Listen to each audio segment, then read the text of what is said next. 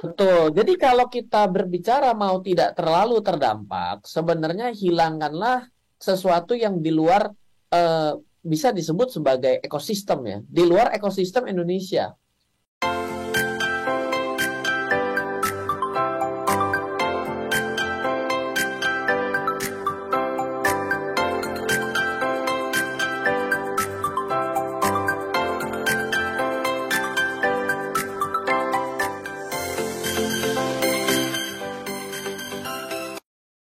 Selamat sore Smart Listener dan juga sahabat yang bergabung. Sore hari ini saya menemani inspirator investasi Indonesia yang udah baik hati, gampang, tidak sombong. Pokoknya murah hati, pinter ngajarin. Pokoknya kalau beliau yang sudah mengajar udahlah ya. 4 SKS itu nggak terasa. Selamat sore Mas Ryan. Selamat sore Mbak Ola, selamat sore kepada Smart Listeners dimanapun Anda berada. Seneng banget sore ini bisa ketemuan nih sama Mas Ryan nih. Iya, ini biasanya saya ditemani oleh laki-laki ya, hari ini dikasih Mbak Ola nih. Jadi semangat. Siap. Mas Ryan, Ya. kita mau bahas, ini ada catatan yang menarik kan, inflasi kan meningkat ya, dan ternyata inflasi ini bahasa inflasi yang sering kali buat kami nih masyarakat di bawah tuh kan kalau udah dengar kata inflasi tuh begitu menyeramkannya. Tapi padahal aku ingat Mas Ryan pernah menjelaskan, negara kalau nggak inflasi berarti nggak ada kemajuan, nggak ada pertumbuhan, katanya begitu kan. Nah ini boleh nggak sih kalau kita kaitkan dengan banyak ya rumor-rumor yang viral-viral, harusnya beli ini, harusnya itu gitu kan, supaya kita nggak bahaya di uang kita dan sebagainya. Mas Ryan sebelum ke strategi, boleh nggak sih balik, nggak apa-apa deh jelasin secara fundamental. Emang kenapa sih dengan inflasi? Emang kalau Indonesia mengalami inflasi itu berarti artinya apa begitu? Silakan Mas Ryan. Ya, jadi sebenarnya ketika kita bicara mengenai kata-kata inflasi itu sebenarnya secara awam dapat kita katakan adanya kenaikan harga barang-barang. Ya, jadi ketika sebagai seorang pembeli ya, sebagai seorang konsumen, harga naik itu kadang nggak suka. Kenapa ya? Karena secara logika adalah dengan uang yang sama, saya tidak bisa lagi membeli barang yang sama gitu ya. Jadi saya dengan 100.000 dulunya beli dapat 2, benar 100.000 saya dapatnya 2 tapi kurang gitu. Jadi itulah yang disebut sebagai inflasi gitu ya. Nah, pertanyaannya adalah lawannya dulu nih, kita bicara bahwa selalu ada lawan dalam hidup ya. Inflasi lawannya adalah deflasi, ya kan? Naik harga sama turun harga gitu ya. Nah, yang orang bilang begini, oh kalau turun harga tuh bagus gitu ya. Nah, tapi kita kadang-kadang kalau di-cut begitu, itulah yang paling bahaya kalau nerima berita cuma di-cut separuh gitu. Tapi kita harus lihat dulu dampaknya apa gitu ya. Ketika ada, kenapa yang ada namanya pertumbuhan ya? Karena adanya namanya pertumbuhan, kalau turun berarti bukan tumbuh. Berarti itu dulu tuh kata kuncinya ya. Naik tumbuh, kalau turun berarti bukan tumbuh ya. Berarti makin loyo gitu ya. Nah, kalau ada kenaikan harga barang ya, biasanya ada 2 skenario yang mungkin terjadi. Yaitu adalah karena tingginya permintaan ya, atau terjadinya kelangkaan akan barang. Jadi harga itu akan mengalami kenaikan diakibatkan oleh 2 hal. Ya, nah kita jadi harus bicara nih bahwa inflasi itu nggak melulu selalu buruk. Kenapa? Karena kalau kita lihatnya dari sudut pandang adanya kenaikan permintaan, berarti adanya keinginan orang untuk membeli lebih banyak lagi. Berarti inflasi yang model versi itu mungkin, oh oke ya, menarik ya, dia bilang. Berarti semua orang ini lagi punya kemampuan membeli yang bagus. Nah, yang paling ditakuti adalah kalau harganya naik diakibatkan karena adanya kelangkaan barang. Contoh, ini kan sudah pernah terjadi dalam hidup kita. Misalnya kita lihat harga masker tiba-tiba dulu sempat 500.000. Karena permintaannya naik, tapi juga karena barangnya nggak ada, makanya harganya jadi mahal. Nah, jadi kita harus bisa melihat di sana, dan yang terjadi pada saat ini sebenarnya tanpa kita bermaksud menakuti gitu ya, itu adalah karena sebagian diakibatkan karena adanya kekhawatiran, sehingga ada sebagian adalah berusaha untuk mengamankan posisi, yang kedua adalah diakibatkan karena adanya kelangkaan. Sebenarnya kelangkaan apa? Kelangkaan energi. Iya. Kalau adanya kelangkaan energi itu datangnya dari mana? Salah satunya diakibatkan karena dari adanya isu perang. Ya. Tapi lain daripada itu juga, inflasi itu juga kadang-kadang nularan gitu ya, gampang menjangkit ya. Jadi pada saat ini itu kita harus masuk ke dalam teori yang ketiga. Bahwa kadang-kadang itu kalau orang itu ngerasa adanya kekhawatiran atau ketakutan, itu inflasinya jadi terjadi juga. Contoh terjadi tuh ya, yang menarik gitu. Ada salah satu merek mie instan gitu, karena perang dia itu ada kemungkinan harganya jadi mahal karena banyak dicari. Itu di beberapa pasar swalayan itu beneran loh, itu nenteng sampai bertroli-troli loh. Karena ada rasa takut begitu karena ada rasa takut gitu. Nah ini kan jadi sesuatu yang mirip kembali ke nomor 1 ya. Kita tidak lagi bisa membedakan adanya tingginya kebutuhan dan permintaan sehingga harga naik, atau kejadian dengan yang nomor 3. Iya. Suatu ketakutan yang dibangun sehingga kembali lagi ke nomor 1 gitu kan. Nah inilah yang seru dalam berbicara ekonomi ya. Saya orang eksak ya, tapi ketika belajar ekonomi ini lucu ya. Dihitung kayak apapun, kelihatannya ilmu pasti bisa salah. Gitu. Itu dia serunya ya. Yeah. Ini kalau ya nggak hanya di Indonesia, saya pikir ya Mas Ryan ya, di berbagai tempat juga yang namanya panic buying itu pasti akan kejadian ya. Tetapi kan kata-kata inflasi dampaknya begini dan begitu digorengnya kan memang entah kenapa kalau di Indonesia tuh laku banget gorengan ini nih gitu ya, gorengan inflasi ini gitu kan. Yeah. Nanti kita bahas di sesi berikutnya. Lagi-lagi aku ingin Mas Ryan membantu kita untuk memahami sebenarnya ya, sebelum kita bicara tentang strategi, kita kan perlu memahami sebenarnya fundamental, walaupun ya dalam bahasa yang lainnya oleh para ekonomi udah dijelaskan. Fundamental kita ini lalalala dan sebagainya ya. Tapi kan ini ada kaitannya dengan resesi yang terjadi. Inflasi ini gara-gara resesi nih. Ini benar berkaitan apa enggak sih? Kita mintakan nanti Mas Ryan menjelaskan selepas beberapa informasi berikut ini. Siap, oke, baik. Listener dan juga sahabat yang bergabung, terima kasih Anda masih menyimak Smart Market Insight. Ini program yang kemarin saya ngobrol ya dengan sekelompok komunitas begitu yang sedang membahas mengenai investasi saham ya. Ada seorang pemula yang nanya, aduh saya kalau mau belajar ini saya di mana dong, nggak ngerti, nggak paham gitu. Saya promosiin nih Mas Ryan. Makanya dengerin dong penjelasannya Mas Ryan setiap hari Rabu jam 6. Oh ya, di mana gitu ya. Wah, Mas Ryan itu kalau menjelaskan sederhana, bahasanya mudah dicerna, jago banget gitu. Yes, ya. Barusan ngasih tahu, Mbak, aku lagi dengerin. Oh, siap. Oke. Semakin semangat ini. Kalau gitu sampai jam 12 malam hari ini. Yuk. Oke. Semangat gitu ya. Strategi investasi di tengah inflasi. Sebelum kita bicara strategi, banyak orang belum apa-apa udah kemudian ngejar strateginya apa sih, strateginya apa, terus udah mulai bicara instrumen ini dan itu. Tapi kita nggak paham nih sebenarnya keberadaan inflasi ini tuh karena apa, mengapa, dan apa yang bisa kita baca dari inflasi. Mas Ryan, mohon kami dijelaskan lebih lanjut gitu ya. Kalau tadi Mas Ryan mengatakan gitu, kalau deflasi kan pertanda bahwa ada turun gitu kan, ada kondisi yang tidak subur, tidak stabil dan sebagainya gitu. Lebih jauh lagi, banyak yang menggoreng inflasi ini serem dan bisa menyebabkan Indonesia resesi. Apa kaitannya? Itu berkaitan benar apa enggak? Nggak ngerti. Mas Ryan boleh nggak bantu kami untuk paham? Iya, kalau bicaranya langsung ke arah resesi itu kan kita melihat bahwa bagaimana negara ini punya pendapatan per kapita ya. Lalu juga kita bisa menghitung dari gross domestic product. Itu sudah ke makro lah.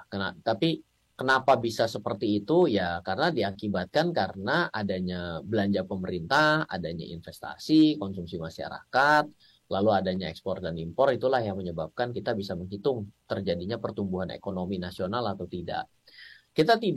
Saya rasa begini ya, kita ingat banget ya, waktu tahun berapa itu kita dibilang negara kita dalam keadaan krisis gitu ya. Tapi ada banyak cerita-cerita yang bersenda gurau di belakang. Negaranya aja miskin, ini orang-orangnya pada mampu beli mobil baru. Ya kan? Jadi ada kata-kata kayak gitu ya. Tapi artinya kita punya satu pesan yang penting adalah, oke lah, bagaimana negaranya itu pasti nggak akan gampang ketika negaranya dalam kondisi yang tidak sehat, kitanya tetap sehat. Tapi bukan artinya kita tidak bisa untuk bisa menjaga kesehatan kita. Kenapa? Karena bila semakin banyak yang sehat, maka negaranya sehat. Jangan salah loh. Betul. Iya dong. Jadi kita lebih baik daripada kita mengambil daripada contohnya adalah takutnya negaranya nggak sehat ataupun ketidaksehatan negara, kita balik bagaimana caranya agar kita sehat.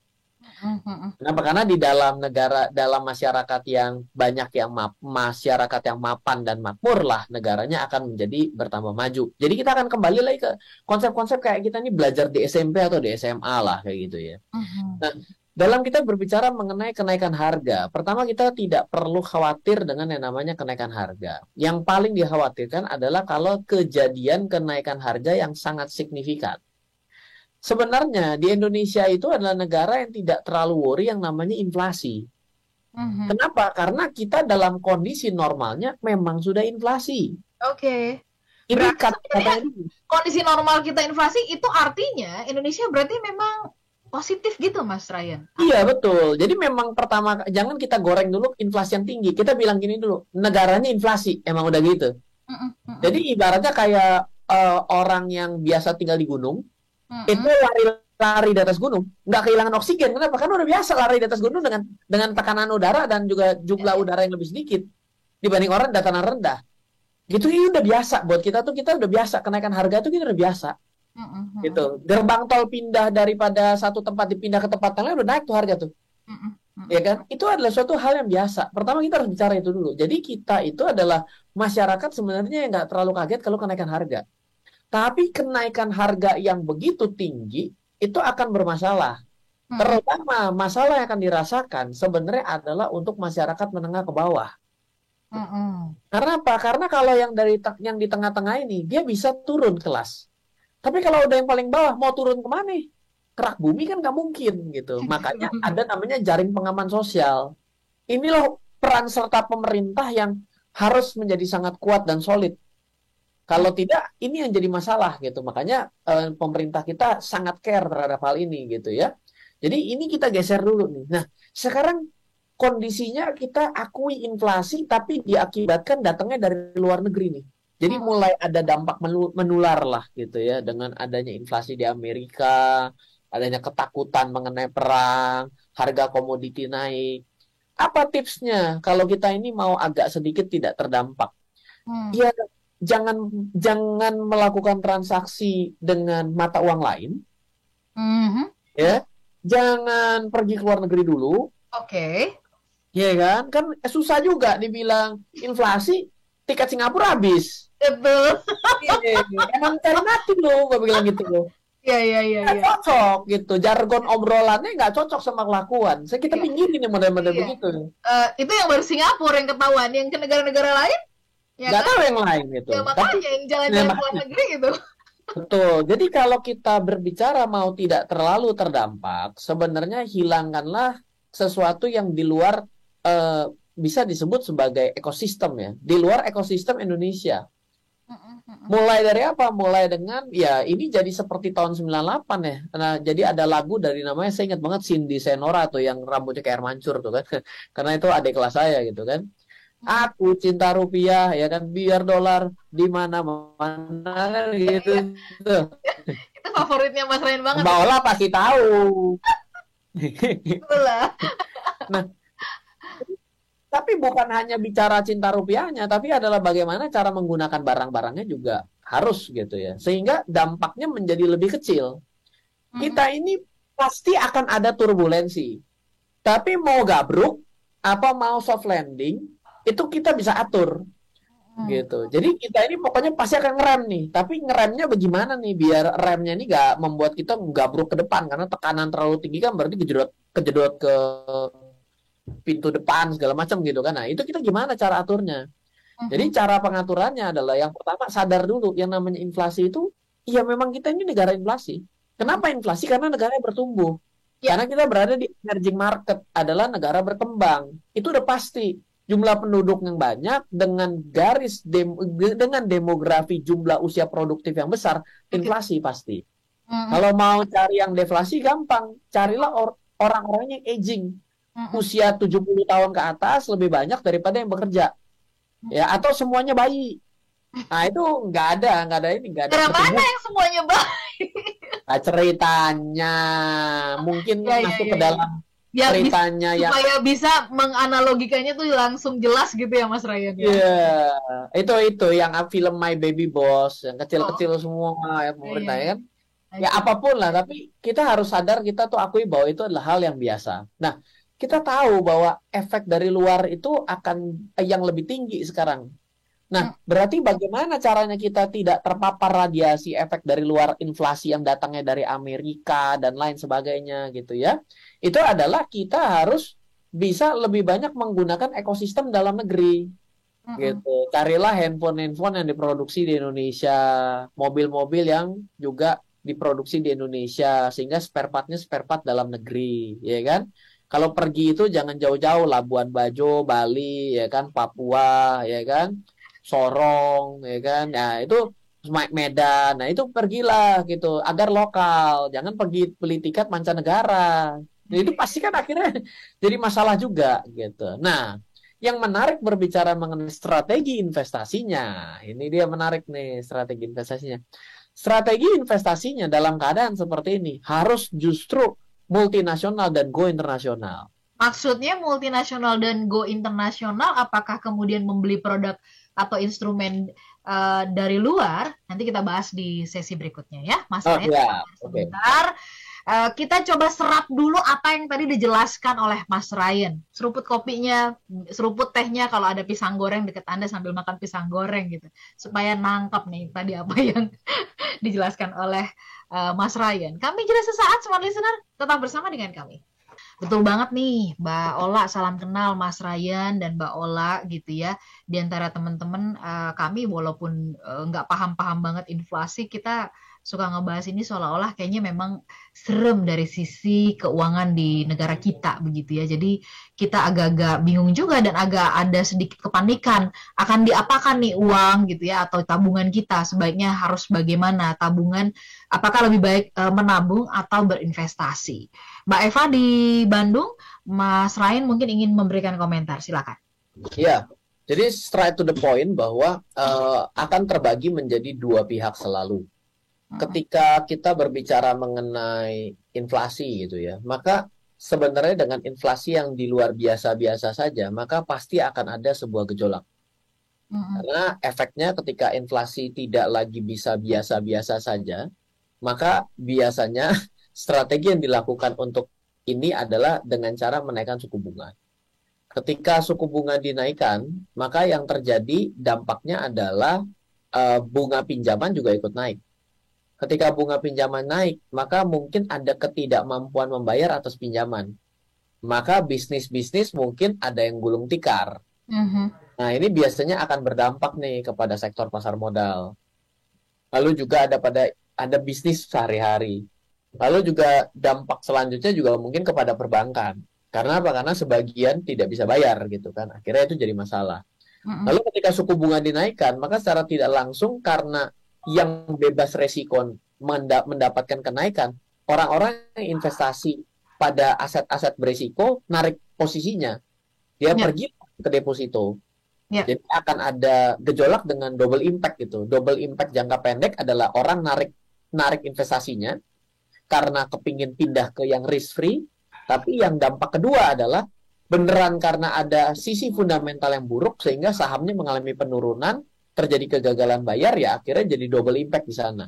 Ini yang pasti akan dijaga dengan baik nih oleh negara gitu ya. Nah, jadi nggak segampang-gampang itu pada saat ini menaikkan suku bunga. Nah, jadi akan kembali menjadi dua hal yang harus kita pegang adalah bagi orang yang pada saat ini posisinya adalah tidak punya pengetahuan yang cukup, yang penting adalah berpikir cash is king, tapi cash flow lebih gede dari king, maka mungkin jadi king kong gitu ya. Artinya adalah tetaplah berpendapatan. Satu, jaga arus pendapatan Anda karena cash flow itu datangnya dari punya arus pendapatan. Yang kedua ya tetap harus punya cash. Nah, sambil untuk bisa belajar berinvestasi dengan baik, lebih baik stay pada aset-aset yang bebas risiko. Ya misalnya stay pada tabungan gitu ya. Kalian kalau saya stay pada tabungan, berarti nasihat orang yang ngerti apa misalnya gitu ya. Karena sebelum saya lanjut ke orang yang ngerti adalah kenapa bagi orang yang tidak ngerti lebih baik dapat bunga pasti daripada dia kehilangan uang berinvestasi pada sesuatu yang memiliki risiko dan tidak punya kemampuan menganalisa. Iya dong, lebih baik saya dikasih 4% dibandingkan saya kehilangan 100%, kan lebih baik begitu akhirnya. Karena apa? Karena hukumnya adalah cash is king, cash flow is king kong. Gitu. Ya, lebih baik stay di sana. Kenapa? Karena walaupun dalam keadaan kenaikan harga barang-barang, selama masih punya cash dan cash flow, maka Anda tetap bisa hidup. Sambil nabung dikit-dikit, sambil belajar. Jangan nabung dikit-dikit tapi nggak mau belajar. Berarti kan itu kan lama-kelamaan hilang, turun terus. Karena apa? Inflasinya tinggi gitu kan. Nah, sekarang versi yang kedua, kalau kita berbicara mengenai punya pengetahuan dalam investasi, maka sebenarnya mulailah melihat secara go internasional. Kenapa? Karena ini terjadinya pada kali ini akan terjadi sesuatu yang global. Oke. Instrumen investasi bukan terjadi hanya di Indonesia. Seperti di Amerika sudah suku bunga sudah naik duluan, sudah pasti rontok duluan tuh harga-harga saham. Ya, dan sudah terbukti tuh, sudah meninggalkan titik tertinggi saham teknologi udah panjang ceritanya. Gitu ya. Nah, jadi itu yang perlu kita lihat tuh. Kalau penilaiannya adalah investasi, kita mulai go internasional lah, multinasional kalau enggak. Dan coba lihat juga bahwa saham-saham yang bersifat multinasional juga mungkin akan ikut lebih duluan terdampak.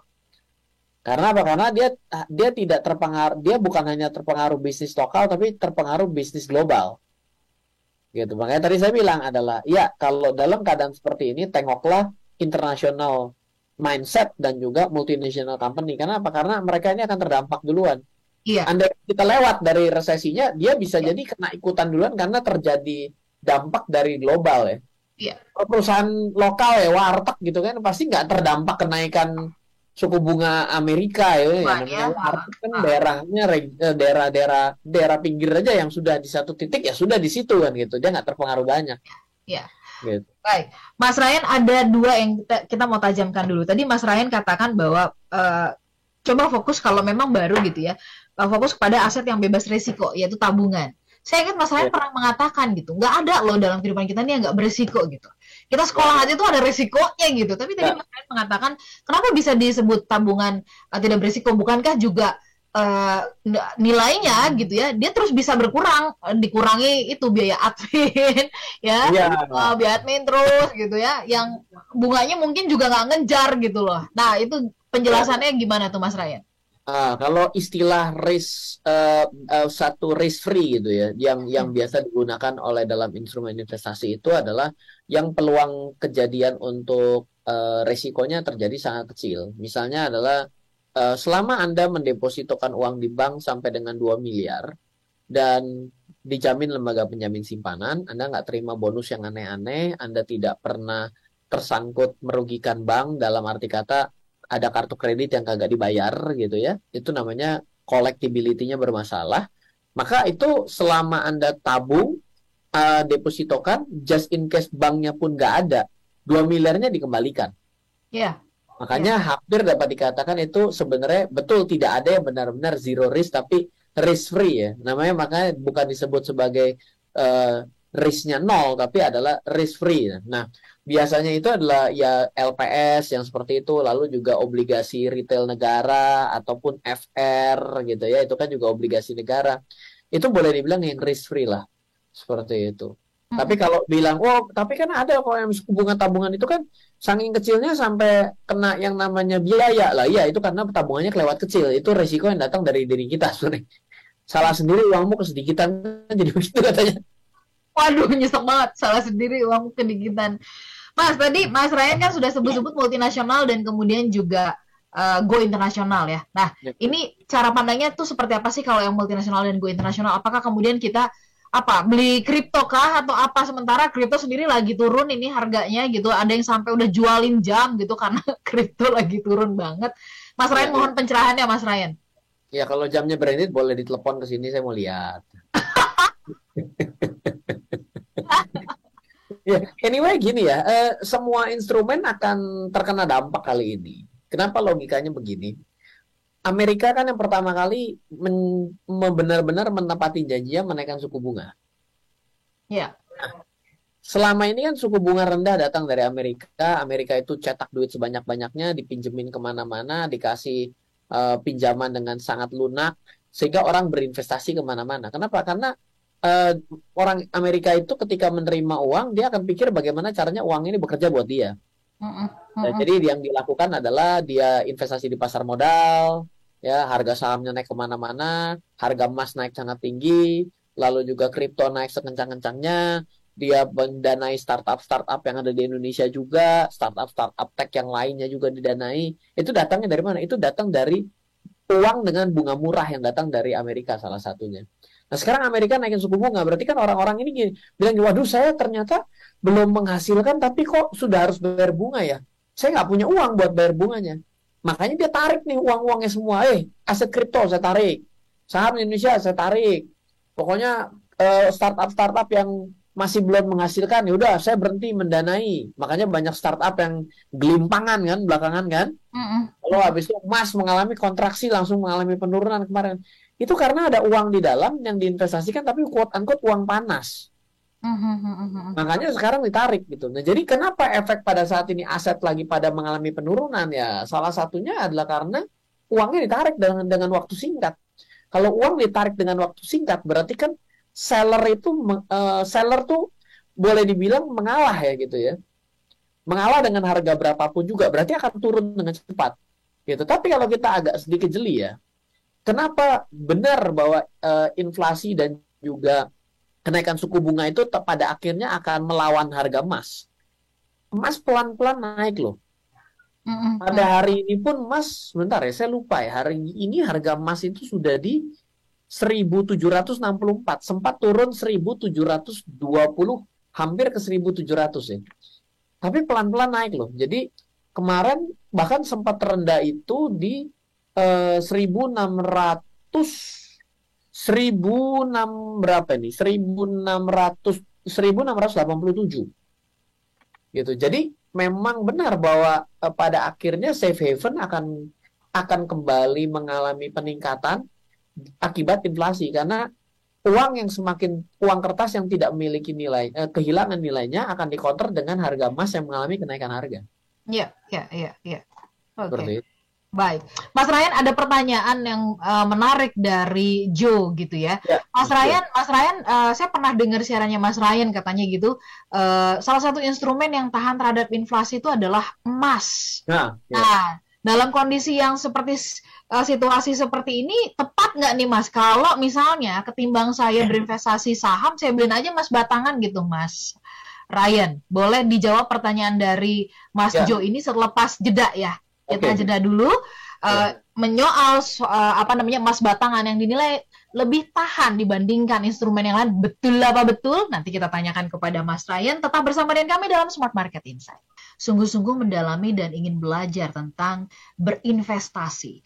Karena saya sih bukan ingin memuji narasumber saya, Mas Ryan Filbert ya, bukan ingin membuat beliau GR gitu kan, enggak sama sekali. Karena ini terbukti banget. Kami tuh pernah mengadakan acara di gedung Bursa Efek Jakarta ya, Mas Ryan ya. Waktu itu ada 300 orang datang dari berbagai daerah, smart listener bela-belain gitu kan, untuk bisa ikutan acara Book of the Week waktu itu di sana gitu ya. Dan Mas Ryan tuh menjelaskan tentang berinvestasi gitu, yang bahasa investasi tahu kan ya, ngejelimet kayaknya tinggi-tinggi gitu bahasanya. Itu anak-anak disuruh, teman-teman mahasiswa waktu itu disuruh pulang nggak mau loh. Jadi minta nambah, padahal kita udah 2 jam waktu itu ya Mas Ryan. Saya minta diulang karena saking membingungkannya. Ingat nggak, kita bahkan udah selesai talk show-nya gitu, masih menggerubungi Mas Ryan, nanya gitu, Mas Ryan kalau ini gimana, kalau ini gimana. Itu seru banget. Nah artinya apa? Ternyata memang untuk bisa mengerti investasi itu nggak instan, butuh proses. Tapi kalau bergurunya atau belajarnya sama orang yang paham A to Z-nya, kita tuh jadi disederhanakan loh. Jadi enteng gitu loh. Nah, Mas Jo ini nanya gitu ya. Mudah-mudahan ini juga jadi dengan penjelasan yang bisa dipahami, kita ngerti semua. Bener nggak? Kalau Mas Batangan ini nih ya, ini Mas Batangan beneran loh ya. Kalau Mas Jo itu bukan Mas Batangan. Mas berbatang. Berlengan seperti batang. Iya, lengan. lebih safe gitu ya. Katanya tahan inflasi, Mas. Jadi ya udah, mendingan daripada saya investasi saham, saya mendingan beliin ke ini aja, ke emas batangan. Monggo Mas Ryan. Ya, pertama, emas itu sebenarnya bukan alat investasi ya. Kita kalau jadikan sebagai dasar yang versi lainnya, maka emas itu adalah kendaraan yang memastikan kita tetap kaya pada zaman kapanpun. Jadi adalah sebuah konsep investasi yang back to basic seperti dulu-dulu. Karena ya dulu kan tidak ada saham ya gitu ya. Iya. Lalu juga sebagai pengganti uang kan diganti, uang kertas itu kan adalah menggantikan emas gitu ya. Yeah. Jadi emas itu adalah alat tukar sebenarnya dulunya, dan bahkan masih ada dinar dan dirham gitu pada saat ini menjadi alat tukar. Jadi emas itu adalah memastikan kita tetap kaya di zaman kapanpun. Sehingga pada saat kapanpun sebenarnya selama kita misalnya kita bilang, aduh saya tuh kepengen sekali punya rumah gitu ya. Kita bingung ya kadang-kadang, wah saya mesti investasi gimana ya biar rumahnya tercapai, kebeli gitu ya. Yeah. Itu ada konsep yang sangat basic adalah, ya kita lihat aja itu harga rumah itu dihargai dengan emas berapa kilo. Oh ternyata setara 600 gram misalnya gitu ya. Ya sudah, oh 600 gram ya. Ya udah deh, saya punya waktu 60 bulan nih mau mengejar rumah itu gitu ya. Tapi maksudnya bukan rumah yang sama, karena kan bisa jadi sudah kebeli orang, tapi dengan spek yang sama, dengan daerah yang mirip dan lain sebagainya lah gitu ya. Ya sudah, berarti 600 gram dikejar 60 bulan itu berarti kita bukan hitung lagi dengan nominal uangnya, tapi dihitung dengan gram emasnya. Yeah. Jadi kalau dilakukan dengan konsep itu saja tercapai, kalau misalnya pada hari ini mau berinvestasi emas di mana inflasi tengah terjadi, sebenarnya bukan suatu hal yang salah gitu. Tapi kita harus tahu ya, saya mau cerita bahwa saya pribadi itu membagi investasi di dalam cara saya berpikir, saya melakukan sehari-hari, dan saya berbagi kepada banyak pihak tuh saya bagi menjadi 3 kategori yang saya masukkan ke dalam passive income strategy. Yang pertama disebut money booster. Ya, segala sesuatu yang menghasilkan uang dengan cepat, tapi jangan lupa resikonya juga tinggi. Investasi saham, investasi kripto ya, trading kripto, trading forex itu adalah di money booster. Yeah. Bikin bisnis berdua patungan itu juga money booster. Yeah. Lalu yang kedua adalah protect your profit. Protect your profit itu adalah untungmu kamu aman dong, ya kan? Jangan seperti penjudi, dapat 1 dapat 2 dapat 4 dapat 8 kalah semua, 0 lagi. Mulai lagi dari 1. Nah, itulah prinsip dasar yang salah, tapi harusnya mengamankan keuntungan. Nah, masukkanlah kepada instrumen investasi yang menghasilkan fixed return. Ataupun juga disebut risk-free rate, bisa juga seperti tadi ya, investasi bebas risiko. Lalu yang ketiga baru yang disebut dengan creating wealth. Creating wealth itu adalah bagaimana caranya membangun kemapanan, membangun kemakmuran, membangun kekayaan lebih jauh lagi sehingga akhirnya bisa passive income. Yaitu adalah properti yang produktif, bisnis dan akuisisi dan investasi emas di sana. Jadi emas itu baru disebut investasi sudah ketika kita sudah sampai pada bagian creating wealth. Ya, jadi Pak, kalau saya tetap mau mulai dari emas gimana? Lah, ya berarti Anda sudah berada di seri paling terakhir gitu. Tapi masalahnya adalah bagaimana dengan uang kita yang terlalu kecil mulainya sehingga pada akhirnya kita cuma mampu membeli 0,5 gram emas per tahun. Bayangkan kalau per tahun 0,5 gram emas berarti 10 tahun pun baru dapat 5 gram loh. Gitu. Artinya nanti gimana mau beli rumah ini? Nah, itu maksudnya gitu. Kenapa? Iya. Kenapa? Karena bagannya yang diambil langsung ke step paling akhir. Nah, itu nanti juga terjadi nggak nyampe. Karena yang namanya investasi itu sebenarnya kan adalah seperti orang mau pergi ke suatu daerah ya. Jadi pergi ke suatu daerah itu sebenarnya bisa nyampe. Misal gini. Ya, jadi ketika kita mau pergi, kita punya pilihan ke sana. Misalnya kita mau pakai apa? Oh, kita mau pakai jalan kaki. Bisa. Mau jalan kaki bisa. Kita mau apa lagi? Kita mau pakai pesawat juga bisa. Pakai mobil juga bisa. Tapi akan kita pilih yang mana yang paling masuk akal. Gitu. Jadi yang namanya pilih investasi itu adalah bagaimana sampai tepat waktu dan juga yang nyaman buat kita. Masuk akal tuh dari segi apa? Mungkin itu kan ya kalau tadi jalan kaki apa dan sebagainya. Tadi sudah mau bertanya seperti itu, masuk akal versi apa nih? Tapi maksudnya sudah memperjelas yang cepat, yang tepat waktu, yang nyaman. Nah, ini nih yang jadi akhirnya indikator. Itu serupa dengan kita berinvestasi gitu ya, Mas Ryan? Ya, betul. Ukurannya Betul. ya. Oke. Kalau misalnya kita mau pergi ke luar negeri gitu ya, masa kita mau jalan kaki kan nggak masuk akal juga. Seperti itu masalahnya. Ya ini bukan 11 bulan kantor ya jadinya ya gitu kan ya kalau mau jalan kaki. Mas Ryan, strategi berinvestasi di tengah situasi inflasi. Ada yang mengatakan justru di tengah situasi kayak gini, pilihlah instrumennya yang jangka panjang seperti saham dan obligasi gitu ya karena artinya kita nggak ya kita coba seperti apa ya melompat begitu karena kita nggak tahu situasinya. Apa tanggapan Mas Ryan tentang hal ini?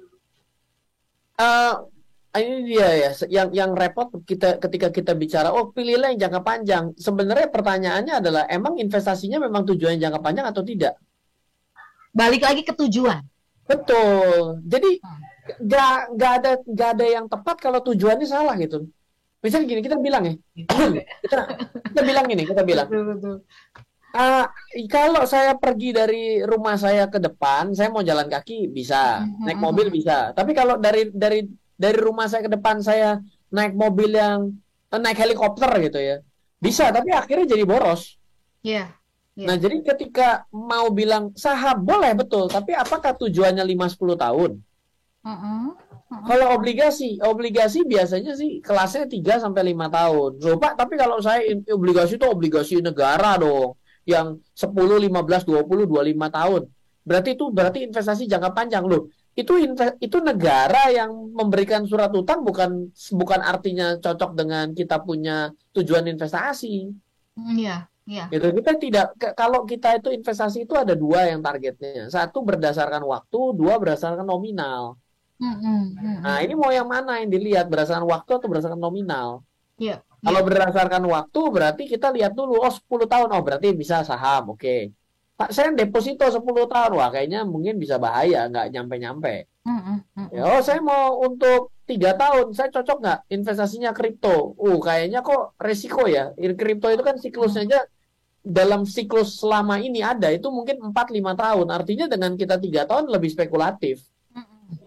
Gitu. Jadi kita mesti mengukur di situ, karena ada target waktu, ada target nominal yang perlu kita ambil. Iya, oleh sebab itu kalau sudah bicara tentang target waktu dan target nominal, ini akan dipengaruhi hal yang basic banget, yaitu tujuan berinvestasi. Ini yang harus dicermati begitu ya, Mas. Jadi artinya apapun kondisi ekonominya, inflasi, tidak inflasi, kita harus terima kenyataan Indonesia adalah negara yang memang inflasi. Ya, memang pahami dulu tujuan kita berinvestasi itu apa, tentukan dulu. Kira-kira demikian ya, Mas Ryan ya? Ya, kalau kembali lagi merekap ya, bahwa inflasi itu adalah suatu makanan biasa sehari-hari yang kita tuh sudah alami. Ya. Kita bukan seperti negara Eropa yang tiba-tiba inflasi itu rasanya beda. Jadi sangat beda yang dirasakan Eropa dengan negara kita. Ya. Lalu yang kedua, secara konsep dasar yang harus kita ketahui adalah bahwa ketika dalam keadaan inflasi yang mungkin lebih tinggi dari biasanya, itu kita boleh bersikap dalam dua hal dalam berinvestasi. Satu, saya ini pemula sekali, susah sekali, gimana ya? Udah, berarti jaga dulu yang namanya tetaplah berpendapatan, punyalah cash. Masukkanlah dalam deposito. Lebih baik Anda tidak kehilangan daripada Anda dapat 4% daripada Anda kehilangan 100%. Namanya orang nggak paham. Ya. Sambil belajar. Betul. Jangan hilang nih kata-katanya. Nah, poin yang kedua yang tadi kembali. Oke, kalau kita bicara mengenai investasi, sebenarnya hari ini tuh bagus. Kenapa? Karena semua itu mengalami masalah yang sama, yaitu adalah inflasi. Ya. Nah, ketika inflasinya masalah dunia, berarti akan ada sesuatu penurunan yang besar, turbulensi di dalam instrumen investasi. Nah, inilah tempat waktu kita untuk bisa memilih. Dengan kata kuncinya adalah go internasional, go multinasional, seperti itu. Mas Ryan, thank you banget sudah berbincang bersama dengan kita di sore hari ini dalam Supermarket Insight ya. Pastinya kita akan jumpa kembali, dan artinya saya mau rekomendasikan kepada smart listener terutama yang lagi belajar, mau mengenal, mau tahu sebenarnya market kita kayak apa, investasi itu seperti apa. Pas banget di setiap hari Rabu jam 6 sore ini ngobrol dan bareng-bareng bersama dengan kita. Mudah-mudahan perbincangan ini bisa memberikan insight, membuka cakrawala banyak hal tentang berinvestasi. Mas Ryan sehat-sehat ya, biar bisa terus menginspirasi Indonesia. Habis ini juga selamat berlive trading begitu ya. Oke. Aku promosi ini. Buku aku belum dikirimin, buku belum kebagian, ini buku loh, buku baru. Ini buku udah ke-22 loh ini besok. Dahsyat loh ya. Mas Ryan, kita ketemu pekan depan. Sehat-sehat untuk smart listener di berbagai tempat. Saya Lanur Lija. Dan saya Ryan Filbert. Kami ucapkan terima kasih, selamat sore dan sampai jumpa. Halo, terima kasih sudah menyaksikan video di RF Channel on YouTube. RF Channel adalah channel edukasi untuk kita secara bersama-sama belajar dan mendapatkan aktualisasi mengenai investasi, keuangan, dan bisnis bersama saya, Ryan Filbert, dan tim. Add nomor WhatsApp saya di 0895 07 08 0789 0895 07 08 0789. Download aplikasi MyRF di Android atau iOS untuk mendapatkan artikel dan tema-tema khusus mengenai edukasi investasi, keuangan, dan bisnis pada aplikasi MyRF sekarang juga. Setiap bulan, saya bersama dengan tim memiliki kelas, mulai dari belajar trading dengan analisa teknikal, yang strateginya bisa Anda terapkan pada seluruh market, mulai dari saham, forex, hingga cryptocurrency, atau kelas investasi saham bernama Fundamental Camp. Untuk mengetahui kelas lainnya dan bertanya mengenai kelas, hubungi tim sekarang juga di 0852 882 6187. Sekali lagi, 0852 882 6187. Semoga terus bermanfaat. Dari saya Ryan Filbert, salam investasi untuk Indonesia.